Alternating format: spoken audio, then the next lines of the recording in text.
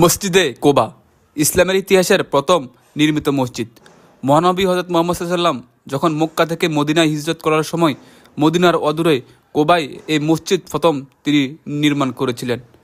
মসজিদে কোবার ইতিহাস এবং বর্তমান চিত্র তুলে ধরব এই ভিডিওতে। স্বয়ং আল্লাহ তাআলা এই মসজিদের প্রশংসা করেছিলেন পবিত্র কোরআনে।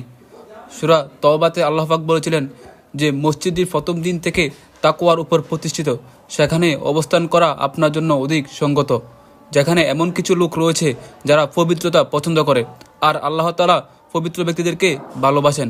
সূরা তওবা আয়াত 108। আমরা জানি ইসলামের ইতিহাসের সবচেয়ে ফজিলতপূর্ণ ও মর্যাদা সম্পন্ন মসজিদ হলো তিনটি। প্রথমটি হলো মক্কার মসজিদুল হারাম, মদিনার মসজিদুল নববী ও জেরুজালেমের মসজিদুল আকসা। এরপরে হলো মসজিদুল কোবা। এই মসজিদুল কোবাতে নামাজ আদায় করলে এক